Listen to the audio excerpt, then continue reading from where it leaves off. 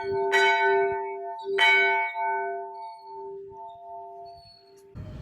की हिंदी आराधना में मैं आप सभी का हार्दिक अभिनंदन करती हूँ। आइए हम प्रार्थना करें। परम पिता परमेश्वर, धन्यवाद देते हैं कि हम तेरे सन्मुख उपस्थित हुए हैं तेरे आराधना के लिए। पिता, धन्यवाद देते हैं और हम इस सब चीज़ के गवाह हैं कि अतीत में तुझे विश्वास करके बहुत से विश्वासी आपने जीवन दिया ताकि हम सब एक साथ होकर तेरे नाम का गौरव कर सके और तेरे साक्ष्य दे सके। पिता, धन्यवाद देते हैं तेरे इकलौते पुत्र प्रभु यीशु मसीह के लिए, जिन्होंने सत्य का मार्ग हमें दिखाया, जिसने जीवन का मार्ग दिखाया। और हम वो विश्वास करते हैं कि प्रभु यीशु मसीह के विश्वास करने से हमको अनंत जीवन मिलता है। हमारा सारे अपराधों को क्षमा कर और तेरे आराधना के लिए हम सबको तैयार कर। ये प्रार्थना प्रभु यीशु मसीह के नाम पर मांगते हैं, सुन और ग्रहण कर। आमीन।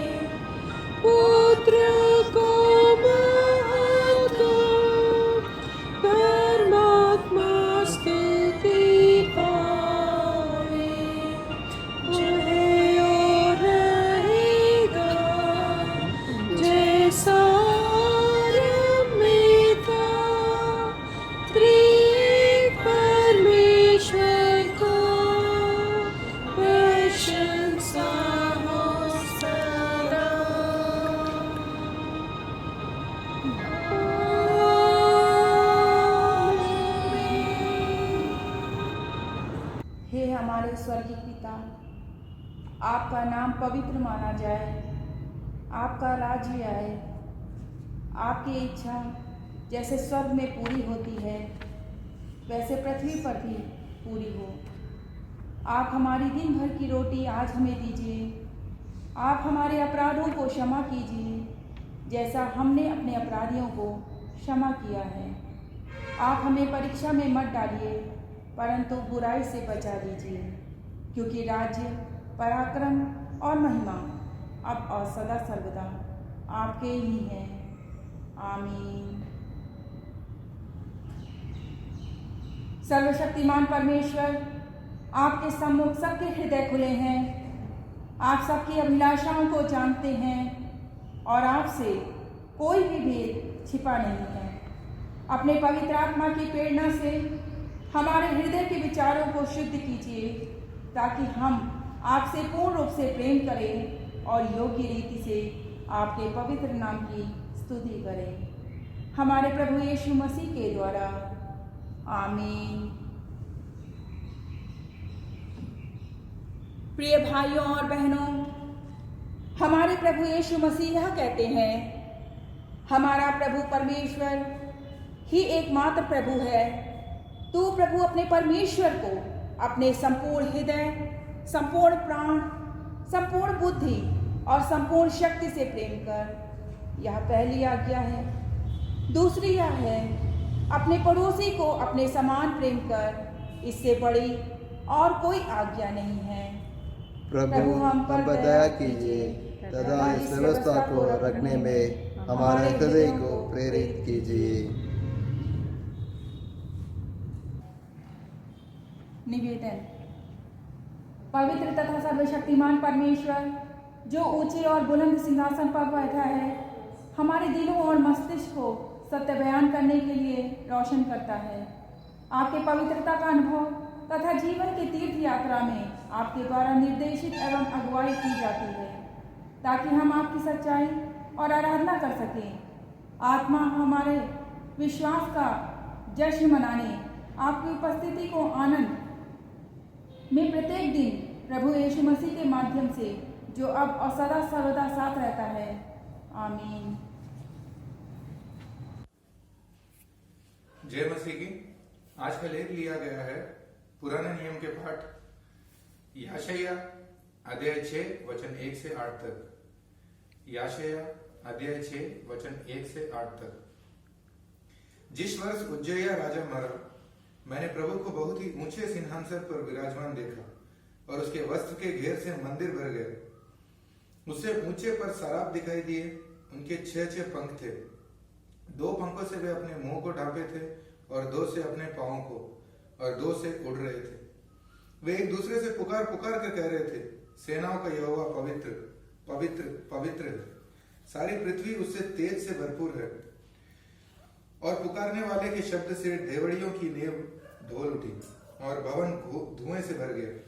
तब मैंने कहा, हाय हाय, मैं नष्ट हुआ, क्योंकि मैं अशुद्ध होंठ वाला मनुष्य हूं और अशुद्ध होंठ वाले मनुष्य के बीच में रहता हूं, क्योंकि मैंने सेनाओं के यहोवा महाराजाधिराज को अपने आंखों से देखा है। तब एक सराफ हाथ में अंगारा लिए हुए, जिसे अपने चिमटे से वेदी पर से उठा लिया था, मेरे पास उड़कर आया। उसने उसे मेरे मुंह को छूकर कहा, देख, इसने तेरे होंठों को छू लिया है, इसलिए तेरा अधर्म दूर हो गया है और तेरे पाप क्षमा हो गए हैं। तब मैंने प्रभु का यह वचन सुना, मैं किसे को भेजूं और हमारी ओर से कौन जाएगा? तब मैंने कहा, मैं यही हूं, मुझे भेज। आज का लेख यही समाप्त हुआ। जय मसीह की। आज का पत्र पाठ लिया गया है प्रकाशित वाक्य अध्याय 4 वचन 1 से 11।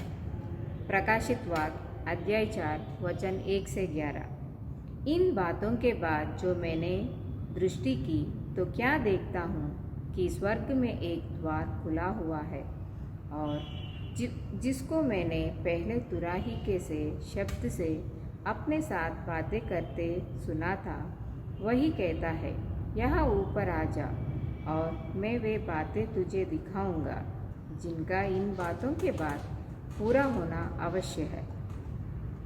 तुरंत मैं आत्मा में आ गया और क्या देखता हूँ कि एक सिंहासन स्वर्ग में रखा है और उस सिंहासन पर कोई बैठा है।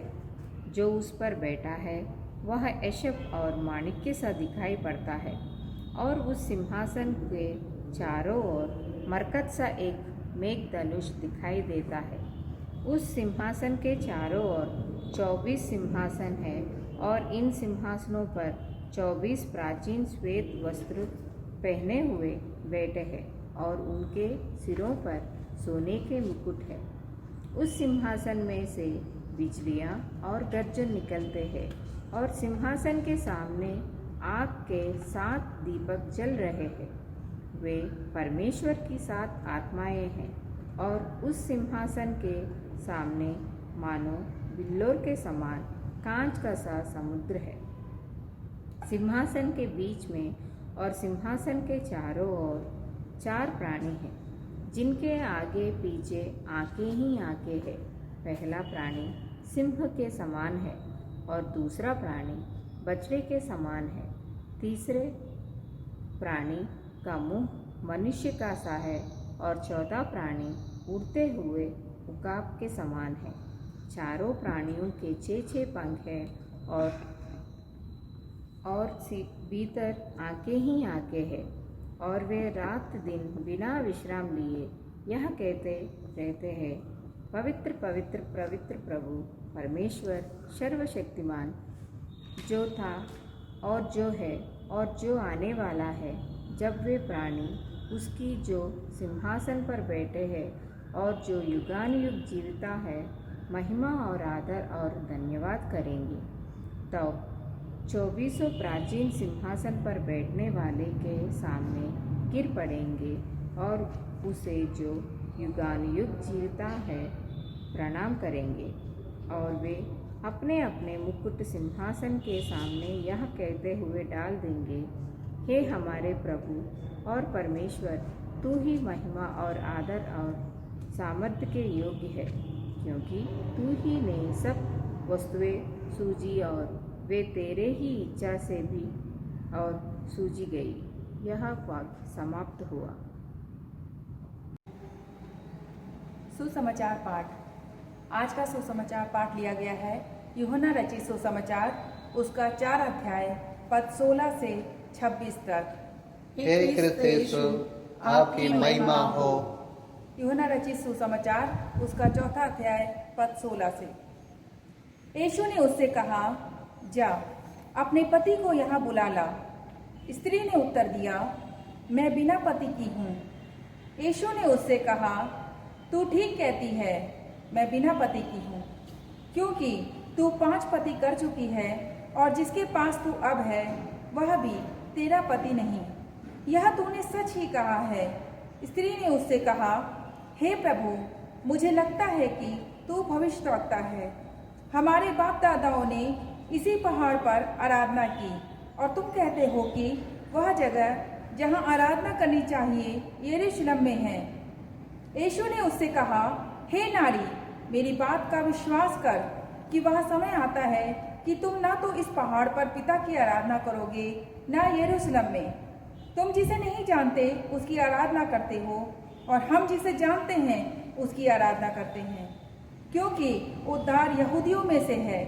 परंतु वह समय आता है, वरन अब भी है, जिसमें सच्चे भक्त पिता की आराधना आत्मा और सच्चाई से करेंगे, क्योंकि पिता अपने लिए ऐसे ही आराधकों को ढूंढता है। परमेश्वर आत्मा है और अवश्य है कि उसकी आराधना करने वाले आत्मा और सच्चाई से आराधना करें।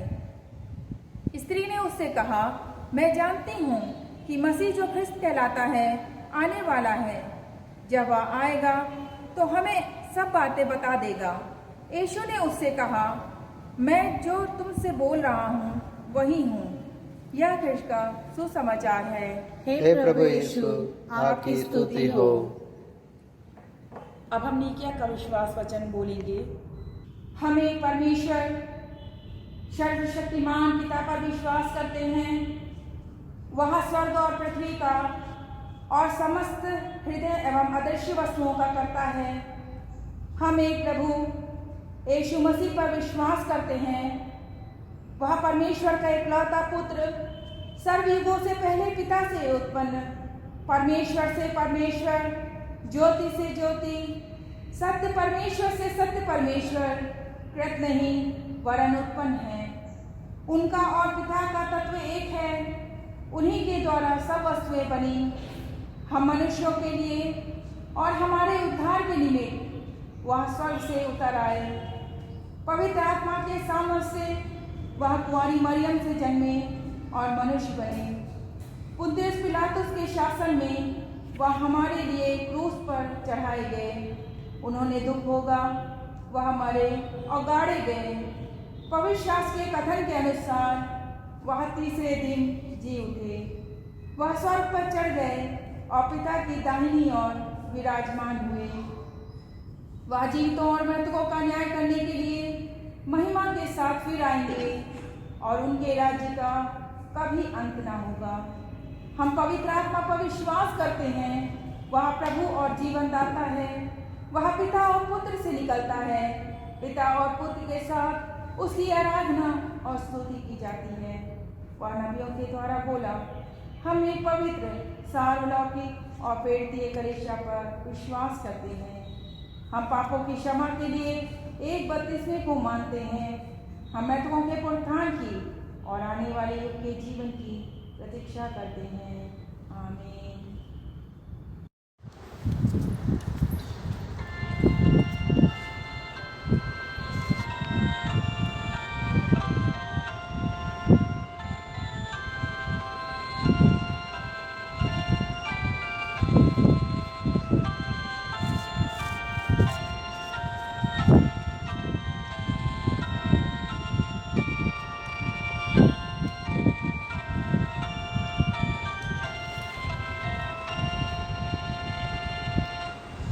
जो लाखों जीवें मेरी हो तो बस न होवेगी,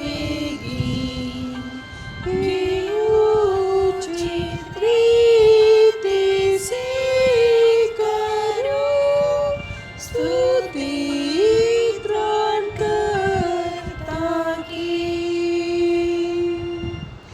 हे मेरे प्रभु दीन दयाल, वे होवे मेरा गाँव, कि मैं संपूर्ण जगत में प्रचारूं तेरा नाम।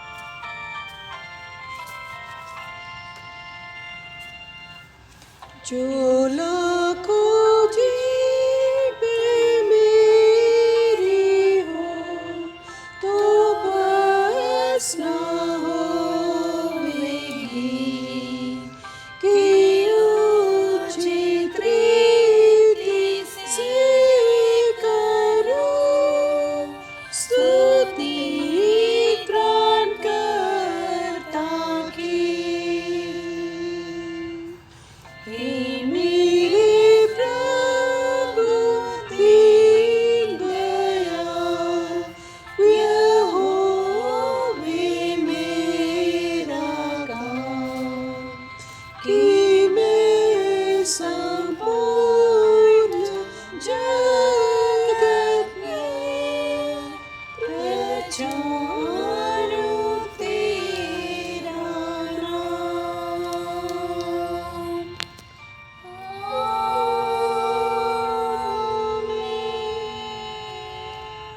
आप सबों को जय मसीह की। आइए प्रार्थना करें। महान पिता परमेश्वर, धन्यवाद देते हैं इस सुंदर समय के लिए जो आपने दिया। धन्यवाद देते हैं प्रभु, आपने हमें जीवितों की ज़मीन पे रखा ताकि हम आपके वचन को सुन सकें। हम धन्यवाद देते हैं परमेश्वर, इस संसार की भयानक उपस्थिति और परिस्थितियों में भी परमेश्वर आपने हमें अब तक संभाला है, हमारे प्रियजनों को अब तक संभाला, इसके लिए धन्यवाद। हम जब परमेश्वर विश्वासी लोग विश्वास के उत्सव के विषय में आज मनन करने जा रहे हैं, तो हमारे विश्वासों को बढ़ाएं पिता। मसीह होने के उस उत्सव में हम सहभागी हो सकें जिसमें पिता, पुत्र, पवित्र आत्मा की सहभागिता होती है। हम इस प्रार्थना को प्रभु यीशु मसीह के नाम में मांगते हैं, आमीन।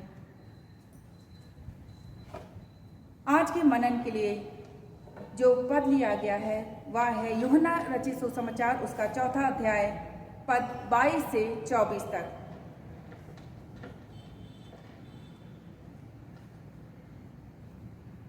तुम जिसे नहीं जानते उसकी आराधना करते हो, और हम जिसे जानते हैं उसकी आराधना करते हैं, क्योंकि उद्धार यहूदियों में से है। परंतु वह समय आता है, वरन अब भी है, जिसमें सच्चे भक्त पिता की आराधना आत्मा और सच्चाई से करेंगे, क्योंकि पिता अपने लिए ऐसे ही आराधकों को ढूंढता है। परमेश्वर आत्मा है और अवश्य है कि उसकी आराधना करने वाले आत्मा और सच्चाई से उसकी आराधना करें। हम धन्यवाद देते हैं परमेश्वर के इस वचन के लिए, और इस वचन पर आधारित जो आज का शीर्षक है लिया गया है वह है आराधना लोगों के विश्वास का उत्सव। आराधना लोगों के विश्वास का उत्सव। कलीसिया को उत्सव के लिए कॉल आउट कमेटी यानी बाहर बुलाए गए समुदाय के रूप में जाना जाता है या कहा जाता है। सामान्यतः उत्सव का अर्थ आनंद, खुशी, मित्रता, संगीत तथा भोज है। हालांकि मसीह उत्सव का अर्थ उपरोक्त इनसे कहीं अधिक है। यह सिर्फ खुशी नहीं, लेकिन सिर्फ खुशी का वास्तविक अनुभव है। यह सिर्फ मित्रता और केवल रिश्ता नहीं है, बल्कि एक उच्च गुणवत्ता वाली संगति है, जहां देखभाल करना और साझा करना आदर्श के रूप में देखा जाता है। एक कलीसिया को हमेशा प्रभु में आनंदित रहने के लिए बुलाया जाता है। आनंद तब तक नहीं होता जब चीजें वैसी हों या जैसा हम चाहते हैं या इच्छा रखते हैं, परंतु प्रत्येक समय में होनी चाहिए। कलीसियाई संगति में प्रत्येक व्यक्ति हर्षित, हंसमुख, विनम्र और आशा देने वाला व्यक्ति होता है। इसलिए जब हर्षित लोग और आनंदित लोग एक साथ मिलते हैं तो यह प्रत्येक और सभी के लिए आनंद को लाता है। आराधना परमेश्वर के प्रति प्रेम, विश्वास, आदर और भक्ति के साथ अभिव्यक्ति है। संपूर्ण दैवीय महिमा और आदर अवश्य ही परमेश्वर को देना चाहिए। इब्रानी तथा यूनानी दोनों भाषाओं में आराधना के अर्थ को एक से अधिक बार प्रयोग किया गया है। उसके अर्थ को इब्रानी भाषा में शशह शब्द साधारणतः आराधना के लिए प्रयोग किया जाता है। यह शब्द 170 बार प्रयोग किया गया है पुराने नियम में। यूनानी भाषा में प्रोस्क्रोनियो शब्द अधिकांशतः प्रयोग हुआ है।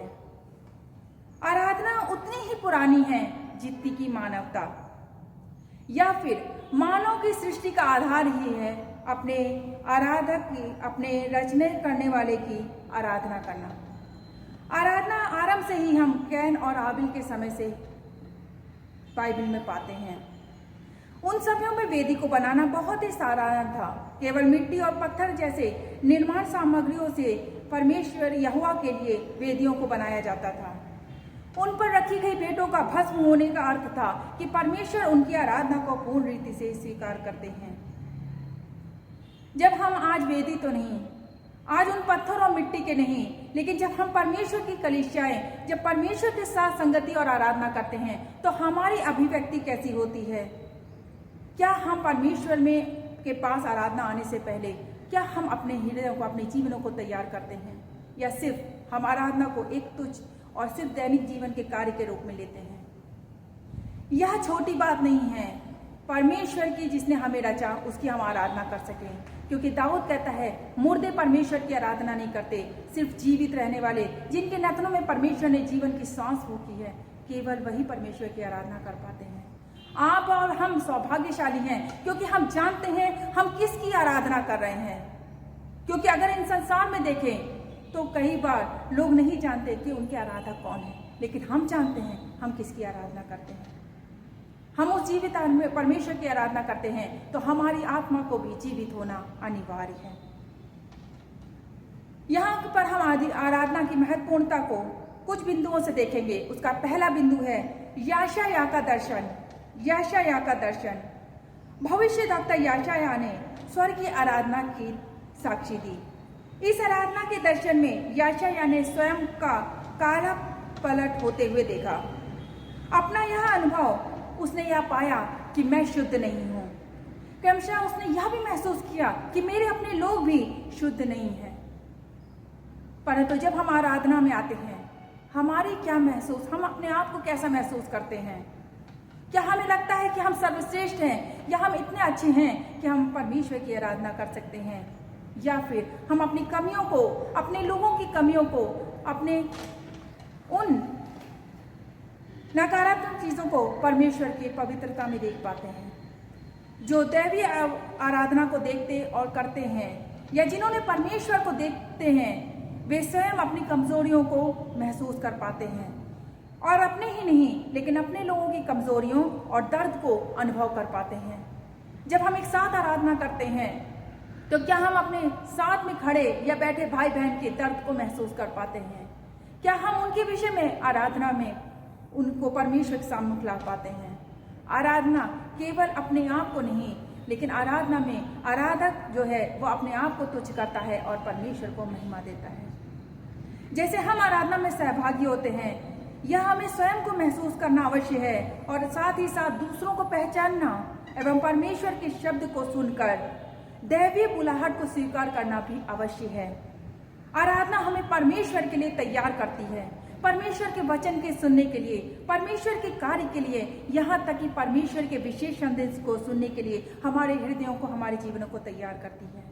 होने दीजिए परमेश्वर की आराधना हमें ऐसा अवसर दे पाए, हमें ऐसे कान दे पाए जो हम उसकी आवाज़ को सुन सकें, हमें ऐसा जीवन दे पाए कि हम परमेश्वर की आराधना करते समय अपने आप को तुच्छ कह सकें और हम यूहन्ना की तरह कह सकें, हे परमेश्वर अब मैं घटता हूँ और आप मुझ में बढ़ते जाएं। इसके दूसरे बिंदु को जब आराधना के देखते हैं वह है यूहन्ना का दर्शन। यूहन्ना का दर्शन, जिस प्रकार यशायाह ने परमेश्वर का दर्शन पाया, यूहन्ना भी उन चेलों में से था जिसने अंतिम समय में परमेश्वर के पूरे उस स्वर्गीय वातावरण का अनुभव कर पाए। प्रकाशित वाक्य की पुस्तक में यूहन्ना स्वर्गीय आराधना का कई बार साक्षी देते हैं या गवाही को देते हैं। प्रकाशित वाक्य की पुस्तक को परमेश्वर केंद्रित प्रकृति को प्रदर्शित करने के लिए यहाँ वहाँ स्वर्गीय आराधना का उल्लेख किया गया है। प्रकाशित वाक्य उसका 14 अध्याय पद 11। यहाँ पर जब हम देखते हैं तो प्राचीन लोग सिंहासनों पर 12 सिंहासनों पर बैठकर अपने अपने मुकुट को यीशु मसीह के परमेश्वर के आगे फेंक कर कहते हैं कि तू ही पवित्र पवित्र पवित्र शक्तिमान है और हम कुछ भी नहीं है। स्वर्ग में बैठकर पुरोहित और वो प्राचीन भी जो स्वर्गीय मुकुट जिनको दिया गया है, जिनके कार्यों के कारण उनको प्रतिफल दिया गया है, वो अपने उन प्रतिफलों को फेंक कर जब परमेश्वर के चरणों पे गिरते हैं, तो सोचिए हम इस धरती पर बैठकर जब हम परमेश्वर के आगे आते हैं तो हमारा क्या मन होता है, हम कैसे परमेश्वर को अभिव्यक्ति देते हैं, हम कैसे परमेश्वर को उठाते हैं। क्या हम उस परमेश्वर के सामने आकर कहते हैं कि परमेश्वर मैंने तो इतने अच्छे अच्छे आपके नाम से आपके कार्यों को किया है, मैं तो इतना अच्छा हूँ, मेरे पास तो ये है, मेरे पास तो वो है, परमेश्वर धन्यवाद। या हम ये कह पाते हैं कि प्रभु मैं तो पापी हूँ, मैं तो कुछ भी नहीं हूँ, मैं तो तुच्छ हूँ, जो कुछ भी है वो सिर्फ आप हैं। यह महत्वपूर्ण है कि हम इस धरती पर कैसे आराधना को सीखते हैं, क्योंकि स्वर्ग में सिर्फ एक ही कार्य हमारे पास रहेगा, वह है अपने परमेश्वर की, जिसको हमने बिना देखे जीवन भर आराधना की, उस परमेश्वर को देखकर उसी परमेश्वर की आराधना जीवितों के साथ करने के लिए। हम आज के तीसरे बिंदु को देखेंगे, आत्मा तथा सत्यता में आराधना, विश्वास का उत्सव। आत्मा तथा सत्यता में आराधना, विश्वास का उत्सव। जैसे जैसे आराधना केवल एकमात्र अवलोकन में बदल गई, तब भविष्यद्वक्ता चेतावनियों के साथ आराधना की एक नई परिभाषा को देते हैं। होशे निस्संदेह यह घोषणा करता है, परमेश्वर बलिदान से नहीं स्थिर प्रेम और दया से प्रसन्न होता है। होशे की पुस्तक उसका 6वां अध्याय पद 6। मीका भविष्यद्वक्ता भी सत्य आराधना को इस प्रकार परिभाषित करते हैं कि तू न्याय से काम करे और कृपा से प्रीति रखे और अपने परमेश्वर के साथ नम्रता से चले। मीका की पुस्तक उसका 6 अध्याय पद 8। यशायाह भी इस बात को हमें सिखाते हैं कि भलाई करना सीखो, यत्न से न्याय करो, उपद्रवी को सुधारो, अनाथ का न्याय चुकाओ, विधवा का मुकदमा लड़ो। यशायाह की पुस्तक उसका 1 अध्याय पद 17। यही सच्ची आराधना है। हम अपने जीवन को देखें कि हमने कितनी बार इन आराधनाओं को किया है। केवल कलीसिया तक हमारी आराधना संभव नहीं है, हमारी आराधना कलीसिया के बाहर जानी चाहिए। हमारे व्यक्तिगत जीवन में परमेश्वर की आराधना दिखनी आवश्यक है। जब यीशु सामरी स्त्री से वार्तालाप करते हैं तो वह इस नई आराधना को परिभाषित करते हैं। यूहन्ना रचित सुसमाचार उसका 4 अध्याय पद 24। और अवश्य है कि उसकी आराधना करने वाले आत्मा और सच्चाई से उसकी आराधना करें। सच्ची आराधना या उपासना सत्यता के साथ एक आंतरिक भाव में परमेश्वर का सम्मान करती है और प्रेम के माध्यम से उस भक्ति को व्यक्त करती है। सच्ची आराधना या उपासना सत्यता के साथ एक आंतरिक भाव में परमेश्वर का सम्मान करती है और परमेश्वर के माध्यम से उस भक्ति की व्यक्त करती है जो लोगों का विश्वास में उत्सव है। हमारी रचना हुई है कि हम परमेश्वर की आराधना करें, परंतु किस रूप में हम प्रभु की आराधना करते हैं यह अवश्य है। कलीसिया में सामूहिक आराधना इस समय नहीं हो सकती, परंतु हम जहाँ भी है प्रभु की आराधना कर सकते हैं। अपने अच्छे कामों से परमेश्वर को, संसार को प्रकट कर सकते हैं, क्योंकि सामूहिक आराधना एक विस्मय सामूहिक अभिव्यक्ति है। परमेश्वर के लिए उसके बारे में के प्रति प्रेम, उसके कार्यों के प्रति महानता और आत्मा के आनंद का अनुभव करना सच्ची आराधना है। कलीसिया मिशन के कार्य के लिए उत्सव मना रही है ताकि सुसमाचार मसीह के द्वारा दिए गए संपूर्ण संसार में फैल सके। कलीसिया को उत्सव के लिए मनाया गया है क्योंकि अंतिम आशा स्वर्ग है, जहाँ न कोई दर्द, पीड़ा, बीमारी, खुशी, अशांति या सताव नहीं। हमें सिर्फ प्रभु की आराधना करनी है, इस जीवन के बाद भी उस जीवन तक। तो हमारा यह जीवन होने दे कि परमेश्वर की पवित्रता को प्रसन्न करने वाली और मन भावनी दैनिक जीवन में देने वाली आराधना ठहर सके, क्योंकि हमारी आराधना ऐसी हो कि जब हम प्रभु की वेदी में उसको लेकर आए तो परमेश्वर को एक सुगंधित धूप के समान वह स्वर्ग तक पहुंचने चाहिए। आइए हम परमेश्वर को अपने जीवन से जीवता, भावता और पवित्र किया हुआ अपने आप को बलिदान चढ़ा सकें, क्योंकि परमेश्वर का वचन कहता है कि अपने शरीरों को जीवता और भावता कर चढ़ाओ, क्योंकि यही तुम्हारी सच्ची आराधना है।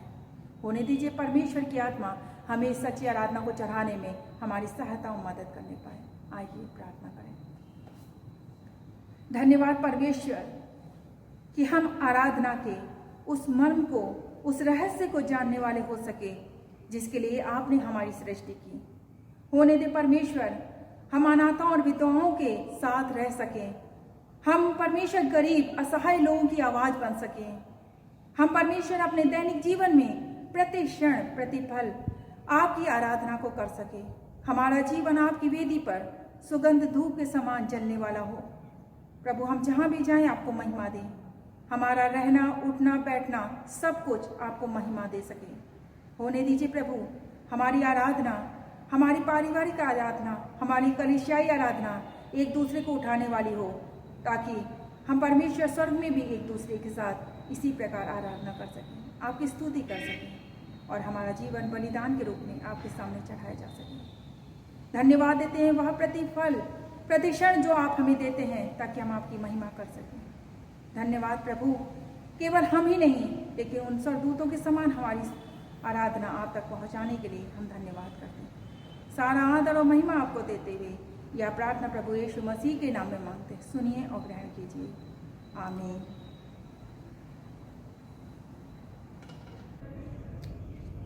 परहित निवेदन, हम समस्त मानव जाति के लिए प्रार्थना करें और अपनी प्रार्थनाओं को प्रभु यीशु मसीह के निरंतर निवेदन के साथ अर्पित करें। हे पिता, हम प्रार्थना करते हैं कि समस्त संसार में न्याय और शांति स्थापित हो और प्रत्येक व्यक्ति भरपूर जीवन प्राप्त करे। हे दयावान प्रभु, हमारी प्रार्थना सुनिए। उन सब लोगों के लिए जो इस गांव या नगर में रहते हैं, उन सभी बातों को दूर करने के लिए जिनसे आपसी फूट और झगड़े होते हैं, और हमारे देश में सच्ची एकता की बढ़ती के लिए हे दयावान प्रभु, हमारी प्रार्थना सुनिए। उन सब लोगों के लिए जो कृषि, उद्योग अथवा व्यापार में लगे हुए हैं, सब मजदूरों और कारीगरों के लिए, और उन सब के लिए जो हमारे देश की सुरक्षा करते हैं, हे दयावान प्रभु, हमारी प्रार्थना सुनिए। अध्यापकों और छात्रों, वैज्ञानिकों, लेखकों और कलाकारों और उन सब व्यक्तियों के लिए जो अन्य लोगों के विचारों और भावनाओं को प्रभावित करते हैं, हे दयावान प्रभु, हमारी प्रार्थना सुनिए। उन सब लोगों के लिए जो दुखी हैं, बेरोजगार हैं, भूखे प्यासे हैं, दरिद्र और दलित हैं, बीमार और मरणासन हैं, और उन सब व्यक्तियों के लिए जो ऐसे लोगों की सेवा और सहायता करते हैं। हे दयावान प्रभु, हमारी प्रार्थना सुनिए। हमारे तथा अन्य देशों के सब शासकों के लिए, विशेषकर हमारे राष्ट्रपति, प्रधानमंत्री, इस राज्य के राज्यपाल और मुख्यमंत्री और उनके लिए भी जो लोगों पर किसी प्रकार का अधिकार रखते हैं। हे दयावान प्रभु, हमारी प्रार्थना सुनिए। संपूर्ण मसीह समाज की एकता और मेल मिलाप के लिए और समस्त संसार में उनकी गवाही और सेवा कार्य के लिए, हे दयावान प्रभु, हमारी प्रार्थना सुनिए। भारत में आपकी समस्त कलीसिया के लिए, उनकी परिषदों तथा अगुओं, विशेषकर हमारे प्रमुख धर्माचार्य, दक्षिण भारत की कलीसिया के प्रमुख धर्माचार्य और मार्थोमा कलीसिया के मेट्रोपॉलिटन हमारे धर्माचार्य, हमारे पुरोहित और आपकी कलीसिया के सब अन्य धर्म सेवकों के लिए कि वे सच्चाई और लगन से आपकी सेवा करें। हे दयावान प्रभु, हमारी प्रार्थना सुनिए। यह वादे कि आपके उन सब भक्तों के साथ जिन्होंने अपने जीवन में सच्चाई से आपकी सेवा की है, हम भी आपके राज्य के शाश्वत आनंद में संभागी हो सकें। हे दयावान प्रभु, हमारी प्रार्थना सुनिए।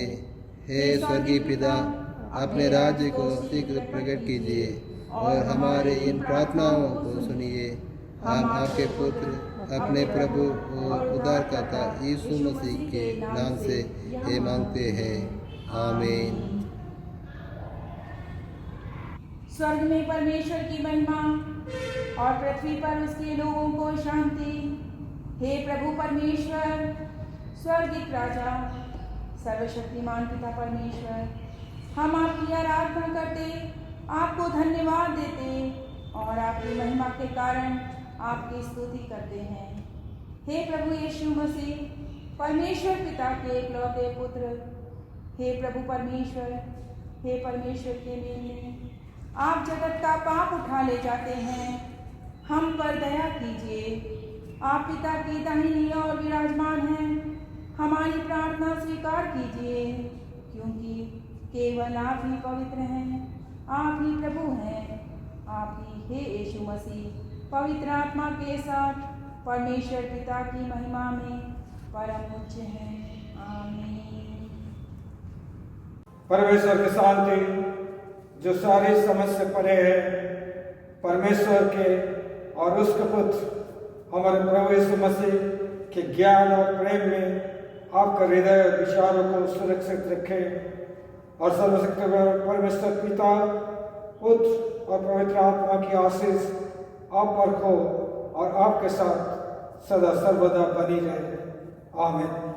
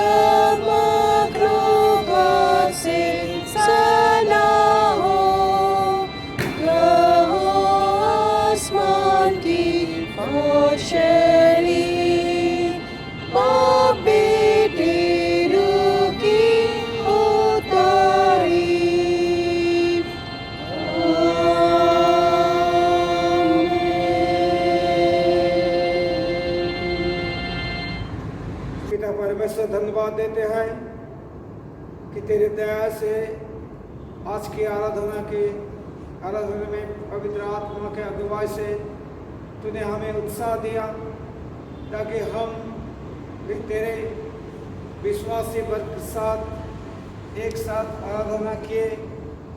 और धन्यवाद देते हैं कि हमें ये जीवन दे ताकि हम तेरे लिए जिए और अपने विश्वास के लिए एक दूसरे का सहायता कर सके। ये आशीष हम सबको दे। ये प्रार्थना पिता परमेश्वर तेरे एकलौते पुत्र प्रभु यीशु मसीह के नाम पर मांगते हैं, सुन और ग्रहण कर। आमीन। और आपके साथ भी हो। शांति से पूर्ण हो जाओ, प्रभु से प्रेम करो और उसकी सेवा में लगे रहो। मसीह के नाम में आमीन।